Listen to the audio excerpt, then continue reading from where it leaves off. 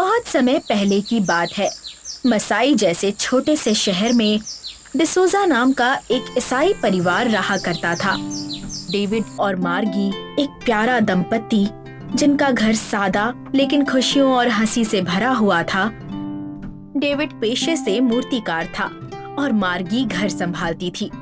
लेकिन इतना सब अच्छा होने के बावजूद वो दोनों ही दिल से खुश नहीं थे, जिसका कारण ये था कि उनकी कोई अपनी संतान नहीं थी। क्या हुआ मार्गी, तुम नाराज लग रही हो? कुछ नहीं, ऐसे ही। वैसे तुम इतनी जल्दी घर कैसे आ गए? आज तुम्हारी मूर्तियों ने तुम्हें जल्दी छोड़ दिया क्या? नहीं, मेरी मूर्तियां तो आज भी मुझे जल्दी छोड़ने के लिए तैयार नहीं थीं। लेकिन फिर मैंने उन्हें बता दिया कि देखो, माना कि तुम सब खूबसूरत हो, किंतु तुम सबसे भी ज्यादा खूबसूरत मेरी पत्नी है, जो हर रोज घर जल्दी आने के लिए मेरी राह देखती है। इसीलिए आज मैं जल्दी घर जाऊंगा, तो बस मैं आ गया। चलो, ये तो अच्छी बात है। अरे ये क्या, तुम तो अब भी नाराज हो। अब बताओ भी, आखिर हुआ क्या है? हमारे पास वाले घर में नए पड़ोसी आए हैं। उन्होंने मुझसे हमारे बच्चों के बारे में पूछा और मेरे पास उन्हें जवाब देने के लिए कुछ नहीं था। लोगों के ताने सुनकर मैं तंग आ चुकी हूँ। पागल हो जाऊंगी लोगों के सवालों का जवाब देते देते। मैं जानता हूँ, लेकिन नहीं, तुम नहीं जानते। तुम दिन भर इस बड़े घर में अकेले नहीं होते। तुम्हें नहीं पता कि कुछ पल बाद मुझे अपना ही घर, इसकी शांति डराने लगती है। आखिर गॉड से मेरी क्या दुश्मनी है कि वो हमारा बच्चा देने का सपना पूरा नहीं कर रहा? मैं क्या करूं? शांत हो जाओ मार्गी, एकदम शांत। बेचारी मार्गी संतान न होने के दुख से मायूस रहती। उसे अब कुछ भी अच्छा ना लगता। किंतु तभी एक दिन देर रात डेविड और मार्गी को एक नरम सी रुलाई सुनाई दी। वे दोनों जिज्ञासा में आवाज की ओर बढ़े और उन्होंने देखा कि उनके घर के दरवाजे पर एक छोटी सी बच्ची को कंबल में लपेट कर रखा गया था, जिसके कारण वे दोनों डर गए। अरे ये क्या, इस छोटी सी बच्ची को हमारे दरवाजे पर कौन छोड़कर चला गया? पता नहीं। ओह गॉड, ये ठीक नहीं है। मुझे लगता है कि हमें पुलिस में शिकायत करनी चाहिए। डर के मारे डेविड उस प्यारी सी बच्ची को लेकर पुलिस थाने जा ही रहा था, लेकिन तभी बड़ी अजीब बात थी। इतनी देर से जो बच्ची शांत थी, वो अचानक जोर जोर से रोने लगी। इतना कि डेविड आगे बढ़ ही नहीं पाया। साथ ही उस बच्ची को रोता देख मार्गी बेचैन हो गई और उसने उस बच्ची को अपने पास लिया। अरे रे, ये तो बहुत रो रही है। शांत हो जा मेरी बच्ची, शांत हो जा। मार्गी की प्यार भरी आवाज ने तो जैसे चमत्कार कर दिया। इतनी देर से जोर जोर से रोती वो बच्ची शांति से मार्गी की बाहों में सो गई। अरे, ये तो सो गई। देखो तो कितनी प्यारी लग रही है। लगता है जैसे इसे गॉड ने हमारे लिए भेजा है। क्या, गॉड ने? हाँ, जरा सोचो तो, हमारे इस छोटे से गांव में ना जाने कितने घर हैं, फिर भी कोई इस बच्ची को हमारे ही दरवाजे पर क्यों छोड़ गया? ये बच्ची हमारे लिए ही इस दुनिया में आई है। ये हमारी बच्ची है डेविड, तुम्हारी और मेरी बच्ची। लेकिन वेकिन कुछ नहीं। तुम इस मासूम बच्ची को पुलिस के हवाले करना चाहते हो? नहीं डेविड, हम ऐसा नहीं कर सकते। ये बच्ची यहाँ है तो सुरक्षित है, इसलिए आज से ये हमारी बच्ची है, डेविड और मार्गी की बच्ची। और इसका नाम होगा डेजी। डेजी। मार्गी के कहने पर डेविड उस प्यारी बच्ची को घर रखने के लिए तैयार हो गया। अब वे दोनों ही उसके साथ खेलते, उसे खाना खिलाते, उसके साथ मस्ती करते और ढेर सारा प्यार भी करते। देखो तो डेविड, हमारी डेजी कितनी खुश लग रही है। सही, तुमने सही कहा था मार्गी। डेजी हमारे लिए ही यहाँ इस दुनिया में आई थी। देखते देखते साल बीत गए और कल तक जो डेजी मार्गी और डेविड की गोद में खेला करती थी, वो आज 18 साल की हो चुकी थी। लेकिन अफसोस, ये सब देखने के लिए अब मार्गी इस दुनिया में नहीं थी। अरे आराम से बेटा, गिर जाओगी। नहीं, आराम से नहीं। मेरे सारे दोस्त मेरी राह देख रहे हैं। आज तो सब मिलकर जम के मजे करने वाले हैं। पूछो क्यों? क्योंकि आज आपकी प्यारी बेटी का 18वां जन्मदिन है, तो इसीलिए आज सब मुझे सरप्राइज देने वाले हैं। वो तो है, लेकिन फिर भी जरा ध्यान से। हाँ पापा, आप चिंता मत करो। चलो अब मैं निकलती हूँ। और हाँ, मुझे लग रहा है कि आज मुझे आने में थोड़ी देर होगी। ठीक है, बाय। अपने 18वें जन्मदिन पर डेजी और उसका परिवार काफी खुश था, लेकिन अफसोस उन्हें नहीं पता था कि आज की रात क्या होने वाला है। अपने दोस्तों के साथ अच्छा वक्त बिताने के बाद जब डेजी घर लौट रही थी, तभी आते वक्त उसकी स्कूटी जंगल के रास्ते पर अचानक बंद हो गई। अरे यार, ये क्या? इसे भी अभी खराब होना था। अब मैं क्या करूं? एक तो पहले ही लेट हो गई हूँ, इसके चक्कर में और ज्यादा लेट हुई तो मम्मा नाराज हो जाएंगी। हे मेरी प्यारी स्कूटी, प्लीज जल्दी से शुरू हो जा। हाँ प्लीज। डेजी अपनी तरफ से कोशिश कर रही थी, लेकिन उसे दूर दूर तक कुछ नजर नहीं आ रहा था। तभी उसे कुछ आहट सुनाई दी। कौन है? मैंने पूछा कौन है? लेकिन उसे कोई जवाब नहीं मिला।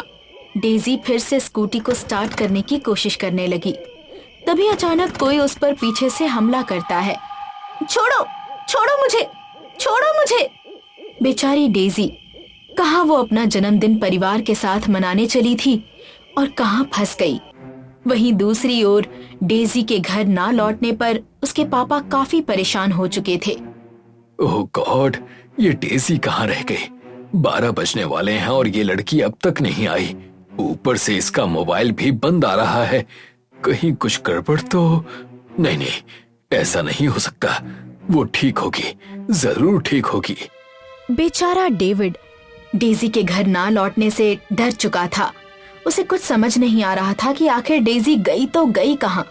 वहीं दूसरी ओर किसी ने डेजी को पकड़कर जंगल के घने पेड़ों के बीचों बीच एक सुरक्षा वर्तुल में उसके हाथ बांधकर रखा था। वो इंसान कोई यज्ञ कर रहा था।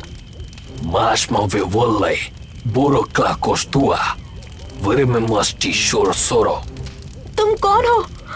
कौन हो तुम? और मुझे यहाँ लेकर क्यों आए हो?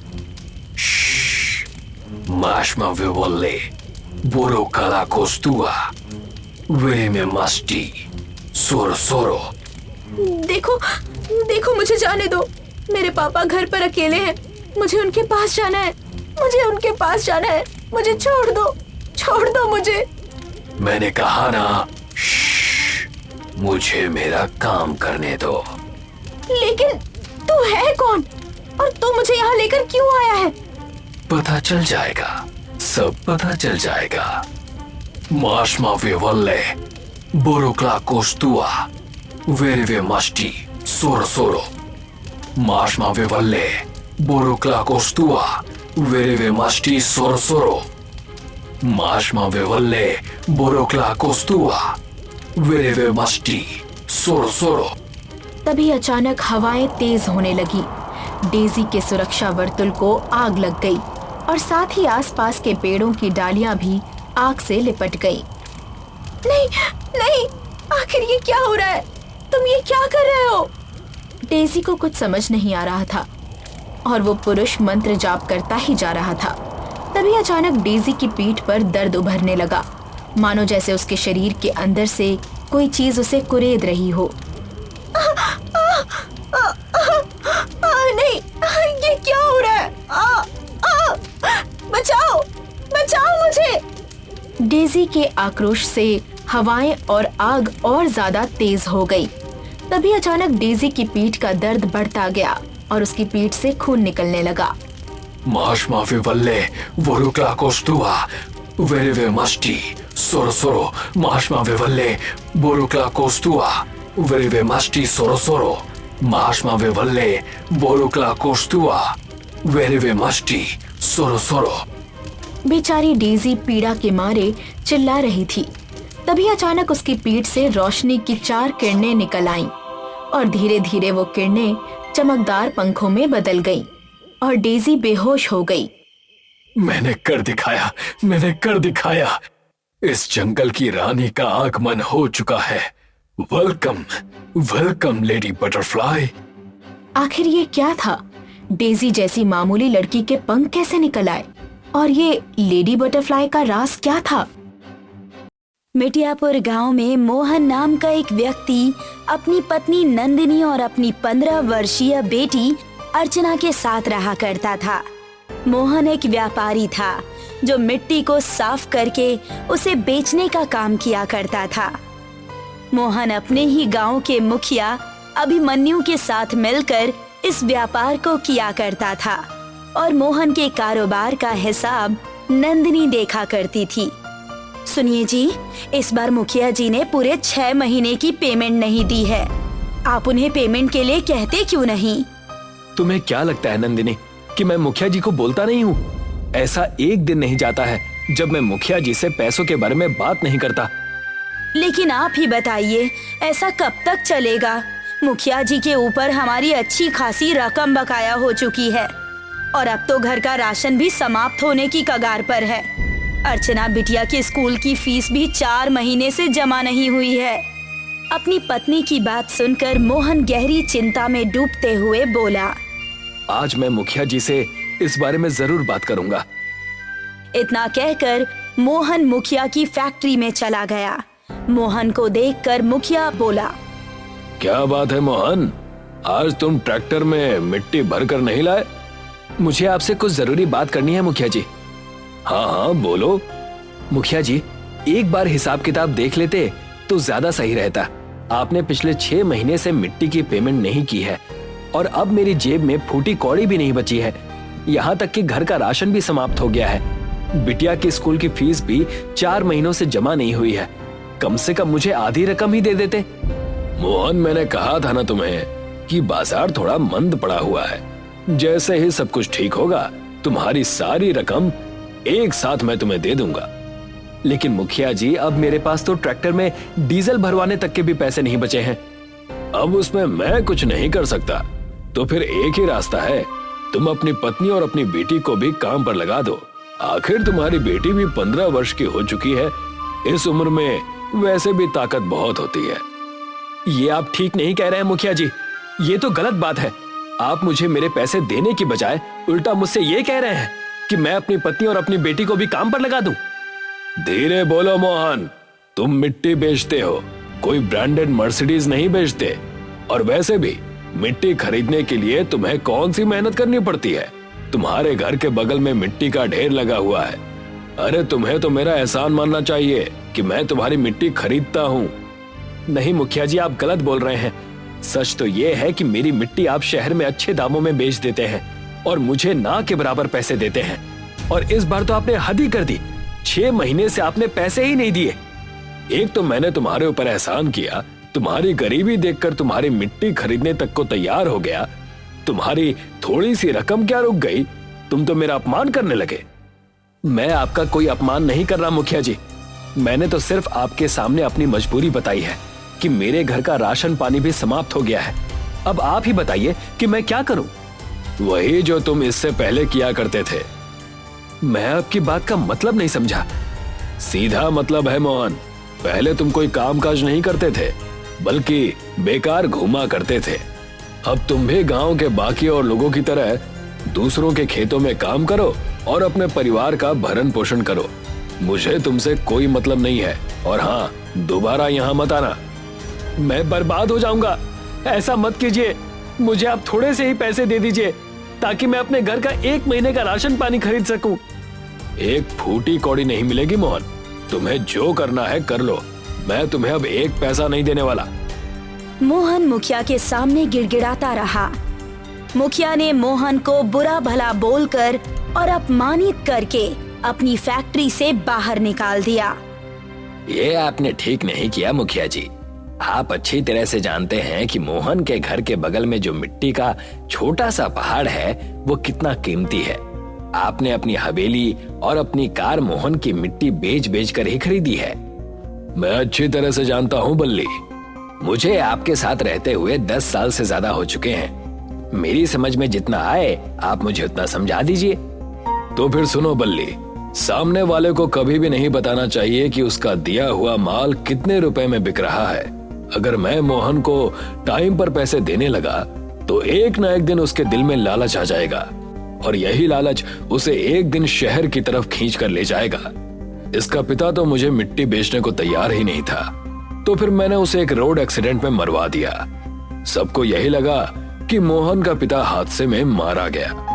आपकी खोपड़ी का कोई जवाब नहीं मुखिया जी, लेकिन आप जबरदस्ती उसके घर के बगल में उस छोटे से पहाड़ से मिट्टी भी नहीं ले सकते, क्योंकि वो मोहन की संपत्ति में आता है।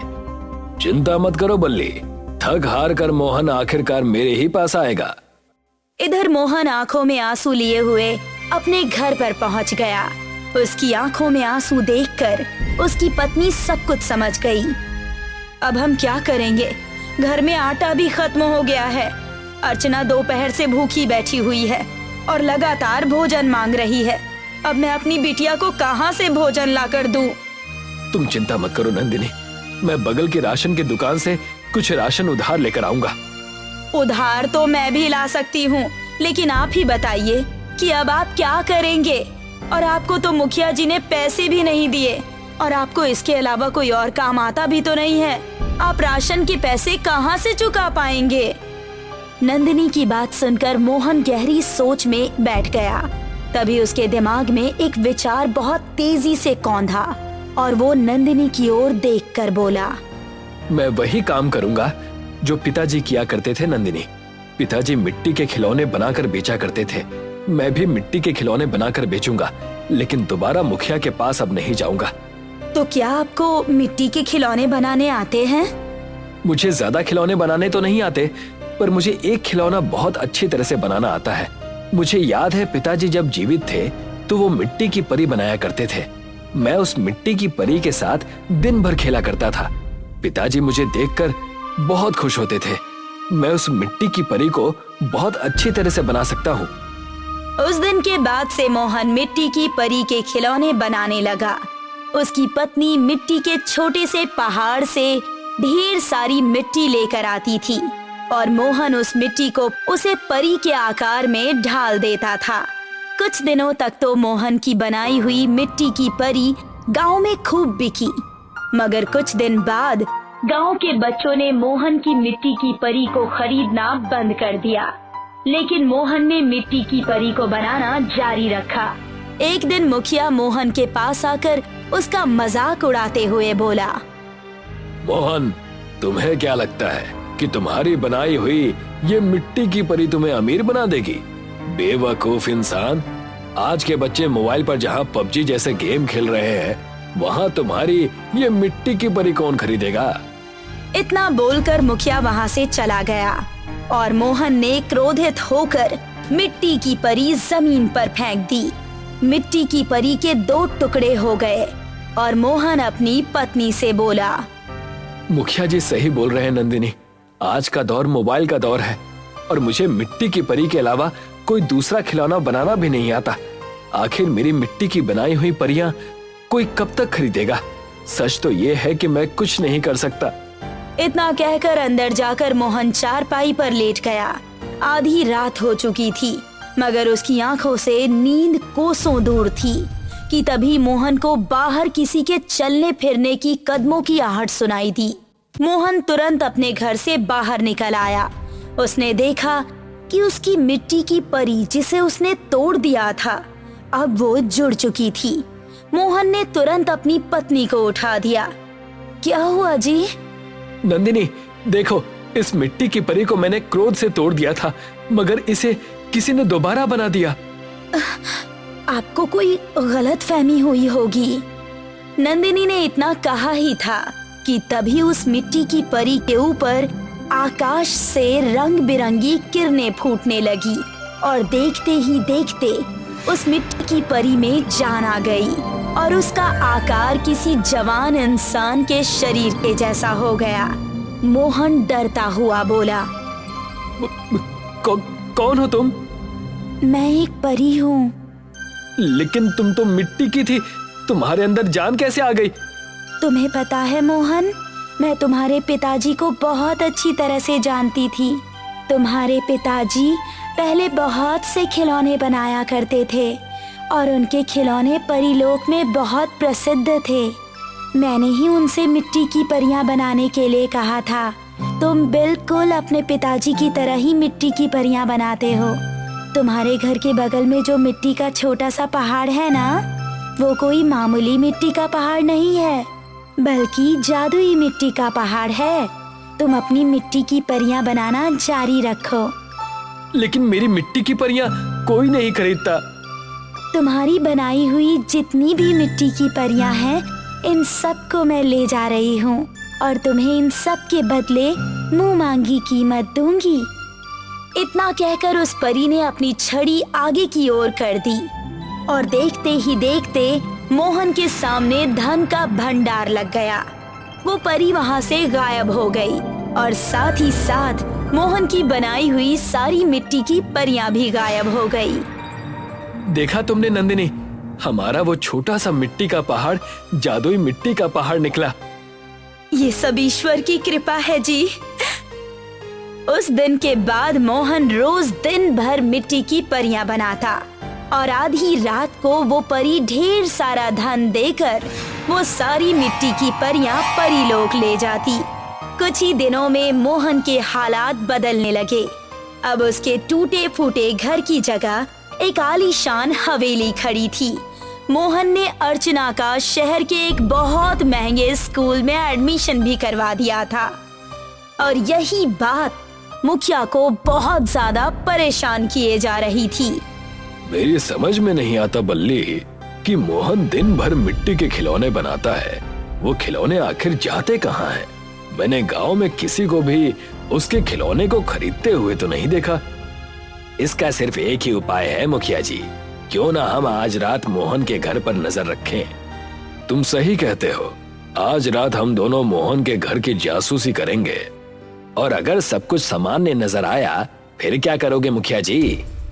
तो फिर आज रात मोहन को भी उसके पिता की तरह ही मार दूंगा और उसकी पत्नी का किस्सा भी समाप्त कर दूंगा। मेरे आगे पीछे घूमने वाला सड़क छाप मोहन मेरी बराबरी करेगा। मुखिया बुरी नीयत लेकर उस रात मोहन के घर की जासूसी करने लगा। मुखिया और बल्ली ने देखा कि रात में आकाश से रंग बिरंगी किरणें फूटने लगी और उनमें से एक परी निकलकर जमीन पर आ गई और मोहन के मिट्टी के खिलौने गायब हो गए और मिट्टी के खिलौनों की जगह धन का ढेर लग गया। बल्ली धीरे से मुखिया से बोला, मुखिया जी, ये तो हकीकत की परी लगती है, इसने ही मोहन को बहुत सारा धन दिया है। बल्ली, मैंने अब अपना इरादा बदल लिया है। अब मैं मोहन और उसकी पत्नी को नहीं बल्कि इस परी का ही किस्सा समाप्त कर दूंगा। अरे परी कोई इंसान नहीं होती, मेरी बात मानिए तो यहाँ से उल्टे कदम वापस चलिए, इसी में हम दोनों की भलाई है। तो तुम चले जाओ, तुम एक नंबर के डरपोक हो, मगर मैं डरपोक नहीं हूँ। इतना कहकर मुखिया क्रोधित होकर उस परी के सामने खड़ा हो गया और उसने बंदूक से परी के ऊपर फायर कर दी, मगर बंदूक की गोली परी के शरीर के छूते ही जमीन पर गिर जाती है। ये देखकर मुखिया बुरी तरह से डर गया। तुम्हारा साथी चतुर निकला और वो तुम्हारा साथ छोड़कर भाग गया। मैंने तुमसे बड़ा मूर्ख इस धरती लोक पर कभी नहीं देखा। मुझे क्षमा कर दीजिए परी जी। नहीं, तुम क्षमा करने योग्य नहीं हो। तुम्हारी सजा यही है कि तुम भी अब जीवन भर मिट्टी के ही बनकर रहोगे। परी ने अपनी छड़ी मुखिया के आगे कर दी और मुखिया कुछ ही पलों में मिट्टी की मूर्ति में परिवर्तित हो गया। मुखिया जी जैसे भी थे तो वो इंसान ही, आप उन्हें दोबारा इंसान बना दीजिए। नहीं मोहन, मुखिया ने ही तुम्हारे पिताजी की हत्या करवाई थी और आज ये तुम्हारी और तुम्हारी पत्नी की जान लेने के लिए यहाँ आया था। अगर मैं इसे दोबारा इंसान बना दूंगी तो ये फिर भी तुम्हारा शत्रु ही रहेगा। इसकी सजा यही है। इतना कहकर परी वहाँ से गायब हो गई और मोहन आज भी मिट्टी की परी बनाता है।